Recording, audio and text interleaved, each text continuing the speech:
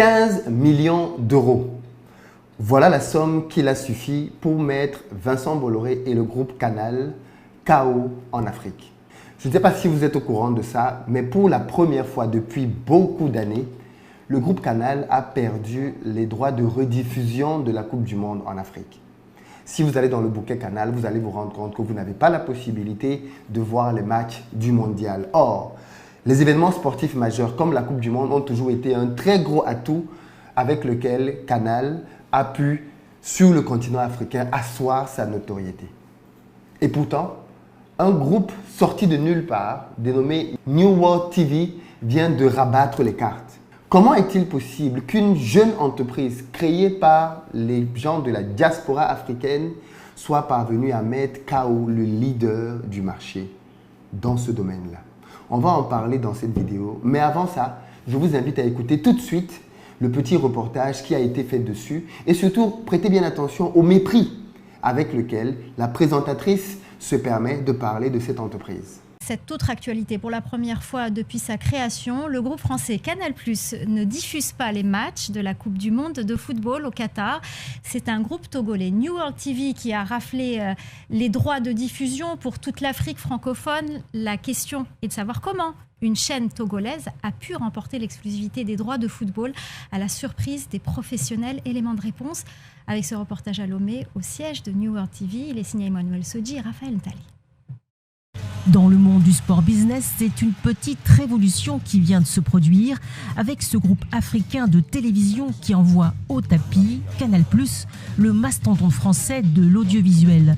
Depuis le début de la Coupe du Monde au Qatar, cette chaîne togolaise transmet en exclusivité dans 19 pays d'Afrique francophone tous les matchs de football. À Douala, nous avons une cinquantaine de techniciens, ingénieurs de son, ingénieurs télécom, les cadreurs. À Lomé ici, nous sommes une soixantaine. Le montant exact payé à la FIFA pour obtenir les droits n'est pas connu, mais New World TV dit avoir payé plus de 15 millions d'euros. Mais pour la direction, ce n'est pas le montant du chèque signé, mais plutôt la plus grande accessibilité des matchs qui a fait la différence face aux concurrents. La FIFA a intérêt à ce que la majorité des populations puissent regarder la Coupe du Monde et nous avons des offres qui sont plus conformes aux capacités financières des populations. Les matchs du premier tour des équipes africaines ont été diffusés sur une quarantaine de chaînes publiques du continent. Même principe pour la demi-finale et la finale. Le groupe togolais a aussi passé des contrats avec les plus grands de la téléphonie mobile ainsi qu'avec des bouquets de télévision par satellite et de la TNT. Le plus, c'est que tous les matchs sont commentés dans des langues africaines.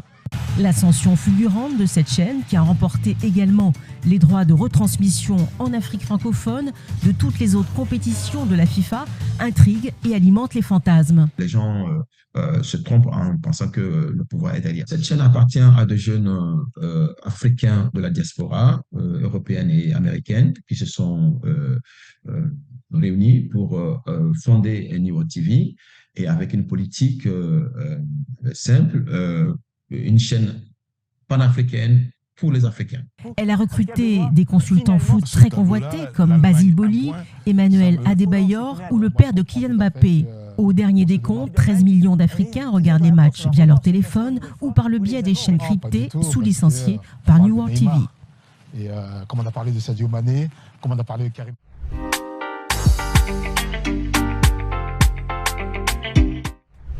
Salut à toi, bienvenue sur ma chaîne, moi c'est Philippe Simon. Ici je te parle de business, de mindset, d'argent parce que c'est grâce à ça qu'on va faire émerger notre continent. Donc si toi aussi tu veux améliorer tes finances, tu es au très bon endroit. Tu t'abonnes, tu actives la cloche des notifications et puis surtout tu partages les vidéos dans les groupes pour que la communauté continue de grandir. Pour ceux d'entre vous qui sont en Côte d'Ivoire ou qui arrivent très prochainement à Abidjan, vous le savez déjà, on a une société de location de voitures qui met à votre disposition en fonction de votre budget des véhicules neufs, berline, citadine, SUV, pick-up. Contactez nos numéros qui s'affichent et on mettra à votre disposition ce dont vous avez besoin pour avoir un séjour sécurisé. cette autre actualité. Pour la première fois depuis sa création, le groupe français Canal+ ne diffuse pas les matchs de la Coupe du Monde de football au Qatar. C'est un groupe togolais, New World TV, qui a raflé les droits de diffusion pour toute l'Afrique francophone. La question est de savoir comment une chaîne togolaise a pu remporter l'exclusivité des droits de football à la surprise des professionnels. Comment une chaîne de télévision togolaise a pu rafler les droits devant Canal? Est-ce que vous n'entendez pas dans cette question de la condescendance? Est-ce que vous n'entendez pas dans cette question du mépris? Est-ce que vous n'entendez pas dans cette question un esprit de supériorité? Comment un groupe togolais a pu remporter un appel d'offres devant le grand Canal? Waouh! Eh bien, simplement parce qu'ils ont payé plus, madame. Ils avaient une meilleure offre. Votre propre reportage le dit. Ils avaient une meilleure offre. C'est quand même surprenant qu'en 2022, des journalistes soient surpris qu'une entreprise africaine puisse damer le pion à une entreprise française. Vous voyez à quel point, dans l'esprit de gens, la supériorité occidentale est admise. Vous voyez à quel point ça paraît tellement surprenant qu'une entreprise africaine puisse gagner un appel d'offres. En fait, la question derrière ça, c'est mais où est-ce qu'ils ont pris de l'argent? Où est-ce qu'ils ont pu trouver 15 millions d'euros? Comment des Africains peuvent trouver 15 millions d'euros? Ça fait à peu près 10 milliards de francs. Où est-ce que des Africains ont trouvé 10 milliards de francs pour venir compétir avec le géant Bolloré? Comment ils ont pu faire ça? D'où vient cet argent? Derrière, on se pose la question du financement. D'où vient l'argent de cette entreprise? Depuis quand des Africains peuvent venir compétir avec des entreprises occidentales et gagner? Ça, c'est pas bon. D'où vient cet argent? On pourrait penser que c'est d'un ridicule. C'est d'un ridicule. Mais ça en dit long. Dans tous les cas, revenons sur les faits.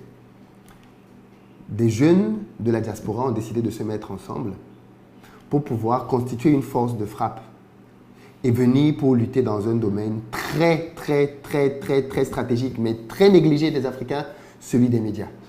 Vous savez qu'on dit que le média, c'est le 4e pouvoir.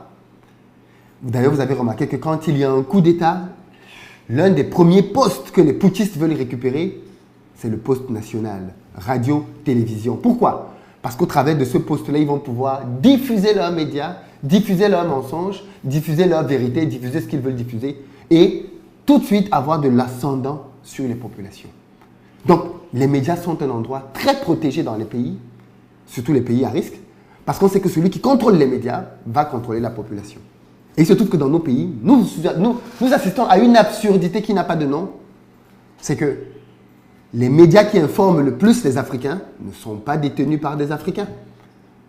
Les médias qui informent en majorité en Afrique francophone vont être France 24 et RFI.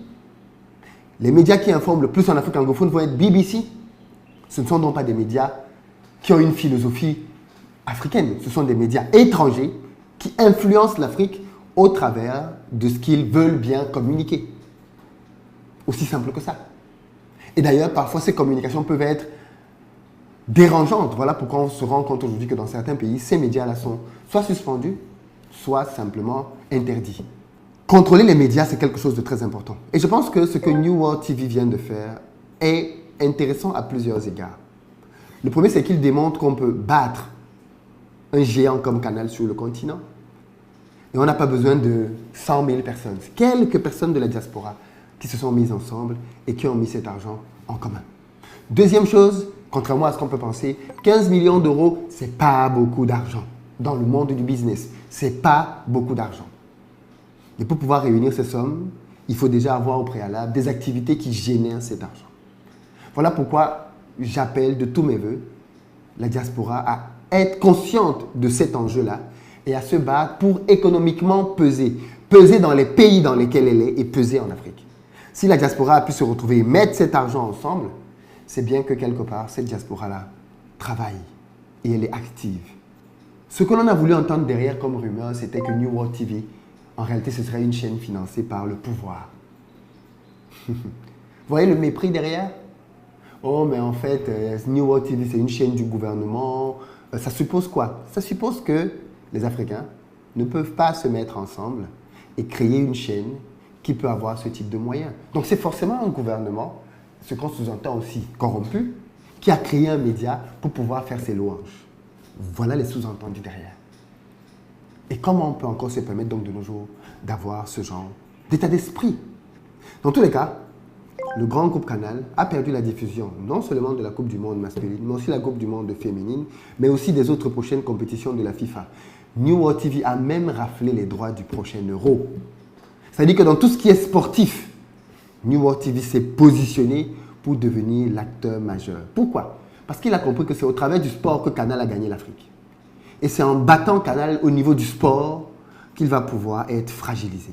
Ensuite, les autres programmes, les émissions que Canal a pu faire par la suite, sont simplement venus compléter un bouquet dans lequel, à la base, il y avait comme fondement le sport. Le sport, le sport. On pouvait voir les différents championnats, et ainsi de suite. Et donc, la stratégie de New World TV consiste à venir et affaiblir Canal là où il a été le plus fort et là où il s'est fait les plus belles parts de marché. Et une fois que ceci est donc fait derrière, je pense que New World TV va aller avec d'autres programmes. Les amis, l'enjeu de la communication et des médias en Afrique est majeur. Vous vous rappelez, il y a quelques jours, je vous ai fait part de l'annonce du président français Emmanuel Macron dans lequel il disait qu'il allait créer un média pour pouvoir influencer les Africains afin que ceux-ci ne subissent plus les manipulations venues de la Chine, de la Russie et de la Turquie, mais qu'ils aient une information plus véridique, provenant cette fois-là d'un média financé par le contribuable français. C'est dire à quel point l'enjeu consistant à communiquer vis-à-vis des Africains est devenu crucial. Et je me réjouis donc de ce qu'un acteur comme New World TV entre dans le game et ait les moyens de pouvoir bousculer les leaders. Mais ce qu'on pourrait quand même se dire, c'est fou quand même. Avec 15 millions d'euros, on gagne un appel d'offres devant Bolloré. C'est rien, 15 millions d'euros pour une entreprise comme Bolloré. Vous n'avez qu'à voir le nombre d'abonnements que Bolloré a en Afrique avec Canal+. Il y a énormément d'abonnements. Énormément d'abonnements. Calculez simplement le nombre d'abonnements qu'il y a dans les différents pays dans lesquels on a le groupe Canal. C'est énorme, énorme, énorme. Mais ils n'ont pas voulu faire cet investissement-là. Et en plus, la chaîne New World TV, chaîne africaine, ramène un concept très intéressant. Tout le monde aime regarder le foot. Même quand on est dans un petit village perdu, on regarde le foot et on regarde les matchs du mondial. New World TV, et c'est pour ça que je dis qu'il faut que la diaspora fasse du business en Afrique. Quand la diaspora vient faire du business en Afrique, elle n'a pas que les indicateurs économiques pour prendre des décisions. Elle comprend les enjeux locaux. New World TV fait diffuser les matchs dans des langues locales.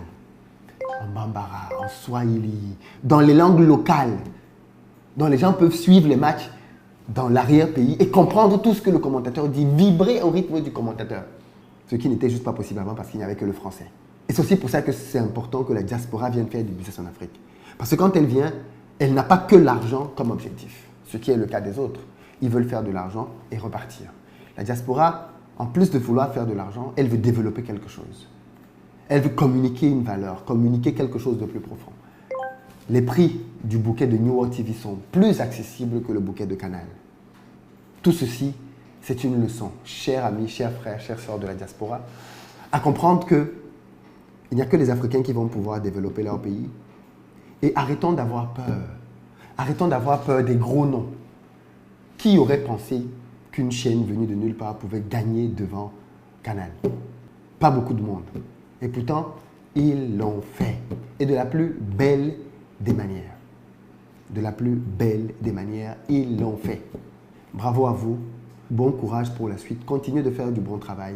Et que ceci inspire un maximum de personnes à réaliser que quand nous nous mettons ensemble, nous pouvons faire des choses que nous n'imaginions même pas possibles. Que ce que New World TV a fait puisse inspirer d'autres et qu'il y ait davantage de concurrence et de compétition dans ces secteurs. Et que ce ne soient pas des secteurs qui soient entièrement relégués à une multinationale. Que des Africains entrent dans le game et fassent peser de tout leur poids leur influence. Partagez la vidéo massivement afin qu'un maximum de personnes aussi puissent souscrire à ce bouquet parce que bien évidemment, c'est au travers des souscriptions que ce bouquet-là va pouvoir continuer d'exister, de grandir et de survivre. Rendez-vous dans les commentaires. Qu'est-ce que ça vous inspire et à très bientôt.